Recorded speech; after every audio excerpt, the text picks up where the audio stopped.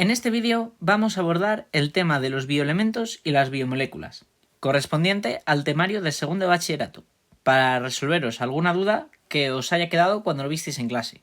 O bueno, si no lo habéis dado todavía, también sois bienvenidos. Yo soy el Lince Verde y acompañadme. Más del 95% de la materia viva está formada por únicamente 6 elementos: carbono, hidrógeno, oxígeno, nitrógeno, fósforo y azufre.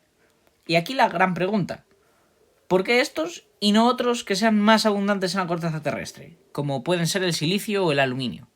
Bien, pues porque tienen una masa atómica baja, lo que les facilita alcanzar estabilidad. Además, pueden formar enlaces covalentes, que son muy fuertes y estables, y participan en reacciones energéticas con relativa facilidad, como es el caso más conocido del fósforo en el adenosin trifosfato, ATP. En esto, el carbono es el prota absoluto, gracias a su tetravalencia, es decir, que puede formar 4 enlaces y que puede combinarse consigo mismo, pues esto le permite formar cadenas, anillos y estructuras complejas, lo cual le da una diversidad de formas casi infinita, simplemente brutal. Después tendríamos los bioelementos secundarios, que son en torno al 4-5%, 4,5 aproximadamente, y suelen aparecer en forma iónica, como aquí os he puesto en este esquema con sus cargas respectivas. Son esenciales para funciones como la transmisión nerviosa o la contracción muscular. Y luego tendríamos los elementos traza, también llamados oligoelementos, que pese a necesitarse en cantidades mínimas, aún así son esenciales. Como tendríamos el hierro para la hemoglobina, el yodo en las hormonas tiroideas o el zinc o el cobre en algunas enzimas.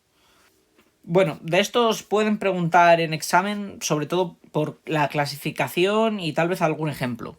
Así que, bueno, es importante que os lo miréis, pero tampoco tiene mucho más. Bien, pasamos a los tipos de enlaces. Porque tener átomos no basta. Hay que conseguir mantenerlos unidos. Para esto el primero que tenemos es el enlace covalente, que se da en átomos con electronegatividades que sean parecidas. Es un enlace bastante fuerte en comparación a los demás que vamos a ver más adelante. Es fuerte, estable y sobre todo es prácticamente la base de todas las moléculas orgánicas. Luego tendríamos el enlace iónico. En este las electronegatividades son bastante dispares, son muy diferentes y se basa en la atracción electrostática. Prácticamente un átomo pierde un electrón y lo gana otro, y se basa en esa fuerza. Es bastante más débil que el enlace covalente, pero aún así este enlace sería la base de, por ejemplo, las sales minerales. Vale, luego tendríamos los puentes de hidrógeno. Aclaración, los puentes de hidrógeno son bastante débiles, pero los vais a ver hasta en la sopa. Os vais a hartar de puentes de hidrógeno. O sea, son muy preguntables, porque valen para un montón de cosas. Son débiles individualmente, pero fundamentales cuando se acumulan. Estabilizan, por ejemplo, la doble hélice del ADN y estructura de muchas proteínas. Luego tendríamos las fuerzas de Van der Waals, que aquí os las he puesto abreviadas. Bueno, pues son interacciones hidrofóbicas entre grupos o moléculas apolares, en membranas celulares, y también son muy débiles. Aquí el más fuerte es el enlace covalente y luego el iónico. Tanto los puentes de hidrógeno como las fuerzas de Van der Waals son más débiles. Vale, vamos a proseguir con los grupos funcionales. Aquí es donde el resto de los bioelementos, aparte de, por supuesto, el carbono, pues salen a relucir. Ya que según los diferentes grupos funcionales que tenga una molécula, puede actuar de formas muy diferentes y cambiar completamente su función. Como se suele decir que una imagen vale más que 1000 palabras, aquí os he dejado una tablita que está sacada directamente de mis apuntes de segundo de bachillerato, en la cual creo que explica bastante bien los grupos funcionales básicos que pueden requeriros para dicho curso. Como veremos, son los alcoholes con su grupo hidroxilo, los aldehídos y las cetonas, que ambos son parte del grupo carbonilo, solo cambia que Los aldehídos son polares, solubles en agua y caracterizan azúcares, y las cetonas, en cambio, están en posiciones más centrales. Los aldehídos están en los extremos. Luego tendríamos los ácidos carboxílicos, el cual es un grupo carboxilo. Y estos son muy importantes también en los aminoácidos, que veremos más adelante. Los ésteres tenemos por otra parte, y luego tendríamos los compuestos con grupo ciano, como serían las aminas y las amidas. Bueno, aquí tenéis la tablita para que la leáis y veáis sobre todo las representaciones, es lo más importante. Esto sé que es más de química, pero es que más adelante para bioquímica y hasta en biología os va a ser muy útil. Vamos a hablar del agua. Aquí vuelven a aparecer nuestros ya queridísimos puentes de hidrógeno.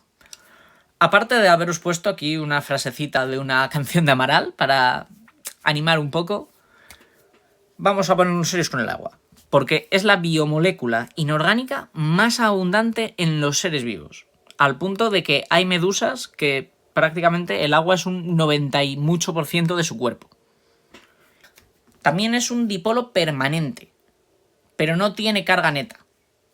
Es polar, pero no tiene carga. Así que es un tanto extraño de explicar, pero bueno. Eso se debe a su conformación, pero da para otro vídeo. Esto le confiere unas propiedades únicas. Como ya sabemos, a presión atmosférica normal está líquida entre 0 a 100 grados. Además, tiene un gran poder disolvente, al punto de que se le llama disolvente universal, ya que es el disolvente, válgame la redundancia, que más solutos es capaz de disolver. Además, tiene reactividad química, ya que es prácticamente la base y el medio para prácticamente todas las reacciones que se den en el cuerpo. Y no solo eso, sino que además de ser la base para las reacciones, también participa activamente en ellas. Luego tiene también alta fuerza de cohesión y adhesión. Bien, esto es uno de los principios por el cual la savia puede subir por las plantas en contra de la gravedad. Luego, tiene alto calor específico y alto calor latente de vaporización.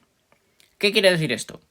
Pues quiere decir que para evaporar, es decir, para calentar lo suficiente para evaporar, por ejemplo, una gota de agua, necesita mucho calor. Lo que es genial como refrigerante. Y de hecho, gracias a esta propiedad es que nosotros nos podemos refrescar sudando de forma natural.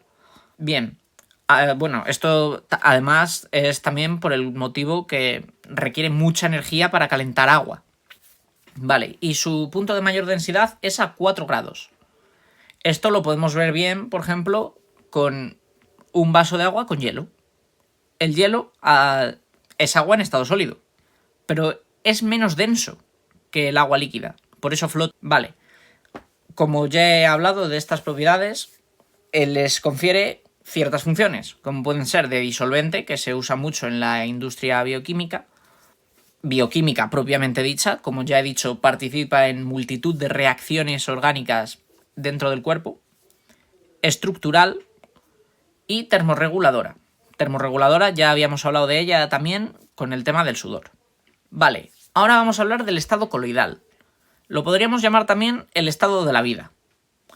Y aquí vamos a diferenciar dos cosas, porque estoy seguro que antes, tanto en la ESO como en primaria, ya habréis oído hablar de las disoluciones. Bueno, pues vamos a diferenciar en dos. Las disoluciones verdaderas, que serían las soluciones en las que las partículas de soluto son pequeñitas, como podría ser a nivel morfológico en biología, sales minerales, glucosa, aminoácidos. Podemos resumirlo en que son disoluciones homogéneas, porque los solutos que tienen son muy pequeñitos y no los vas a ver. Y luego tendríamos las disoluciones coloidales, que como habíamos dicho es el estado de la vida. Prácticamente todo ser vivo va a tener disoluciones coloidales. Aparte obviamente de disoluciones verdaderas, pero va a ser más común disoluciones coloidales. Estaríamos hablando que las partículas son muy grandes, en comparación, como podrían ser polisacáridos, que son bastante más grandes que una glucosa, proteínas, que para el que no se acuerde, para que una cadena de aminoácidos se considere proteína, tiene que tener al menos 50, así que son mínimamente 50 veces más grandes que los aminoácidos. Luego, algunos ejemplos de esto tendríamos la sangre, la linfa. En la sangre hay eritrocitos y multitud de células que van pululando por ahí. En la linfa lo mismo. Tienen una elevada viscosidad, aparte de tener cosas como efecto Tyndall y absorción, los cuales no voy a explicar en este vídeo porque se me haría muy largo. Vale. Podríamos definirlos en resumen como que son disoluciones heterogéneas, porque si nos ponemos a analizarlo en un microscopio, como por ejemplo un frotis de sangre, podríamos ver los eritrocitos.